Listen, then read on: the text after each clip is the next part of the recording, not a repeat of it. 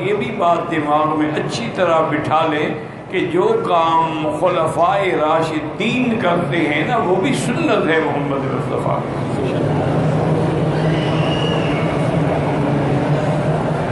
اس کی یوں مثال سمجھنے کہ جیسے حضور نہیں فرماتے جب تک اللہ حکم نہ دے، اور صحابہ خلفائے راشدین بھی نہیں کرتے جب تک حضرت محمد مصطفیٰ صلی اللہ علیہ وسلم کا حکم نہ ہو۔ اگر کہیں اجتہاد کریں گے وہ بھی قرآن و حدیث کی روشنی میں ہوگا۔ اسی لیے میرے آقا نے سختی سے تاکید کر دی کہ علیکم سنتی و سنت الخلفاء الراشدین تمسکوا بها وعضوا علیہا بالنواجذ۔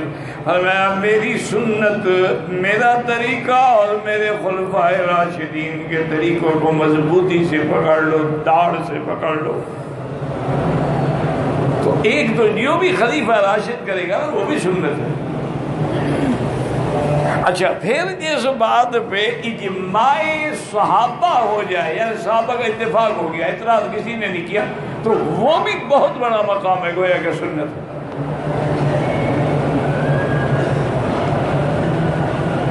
بڑا ہی افسوس سے کہنا پڑتا ہے، بہرحال اللہ ہمیں بھی اور ہمارے نوجوان ساتھیوں کو بھی ہدایت دے کہ چھوٹی چھوٹی باتوں پہ آ کے ایسے تلخ جملے کہہ جاتے ہیں کہ جی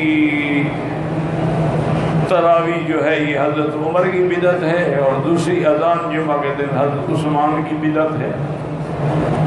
انا للہ و انا الیہ، یعنی اگر خلفائے راشدین ہی بدعت میں مبتلا ہو گئے تو پھر ہمارے وقت کے بریلویوں کا کیا قصور ہے؟ اتنے بڑے لوگ خلفائے راشدین جن کو خلافت کے لیے اللہ نے چن لیا تھا، زبردستی نہیں بن گئے، مال دولت سے ووٹ نہیں خریدے، اللہ نے وعدہ کیا تھا لَيَسْتَخْلِفَنَّكُمْ فِي الْأَرْضِ۔ تو ایسی باتیں گریز کرنا چاہیے۔ اگر کسی کو کسی صحابی کے فیصلے سے اعتراض ہے، خاموش رہو، ادب کرو۔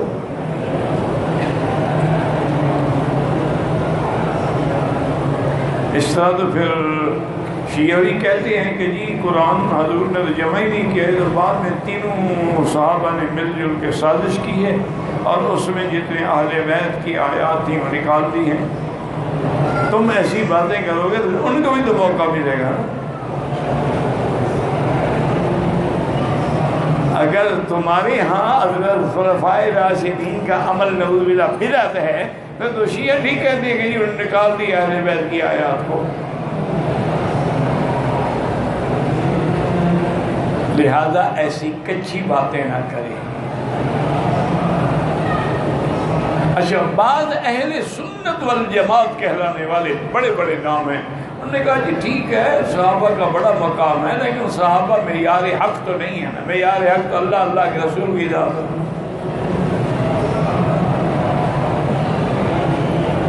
اللہ کے بندو، اگر صحابہ ہی معیار حق نہیں ہیں تو تم ہو، یعنی تمہاری بات ماننے ہیں صحابہ کی چھوڑ۔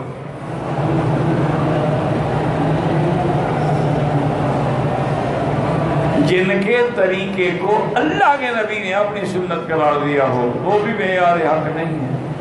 جن کے بارے میں اللہ نے حکم دیا ہو آمنوا کما آمن الناس، ایمان لے آؤ جیسے صحابہ ایمان لے آئے، ورنہ میں قبول ہی نہیں کروں گا۔ وہ تو ایمان کا ماڈل ہے، نمونہ ہے، کیسے معیار حق نہیں ہے۔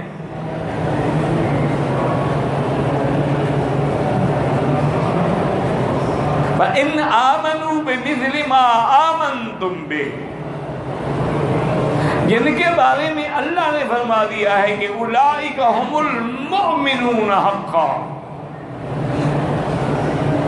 جن کے بارے میں اللہ نے بتلا دیا کہ رضی اللہ عنہم ورضوا عنہ،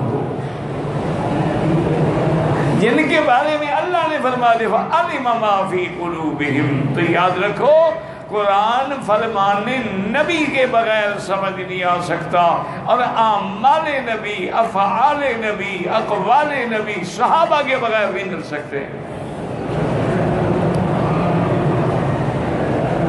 اور ان کے اندر جو فقہ ہے، جو تفقہ ہے، جو مسائل ہیں، وہ ائمہ اربعہ کے بغیر نہیں مل سکتے۔ اور سب سے پہلے تدوین فقہ جو ہے کرنے والے وہ ابو حنیفہ رحمۃ اللہ علیہ،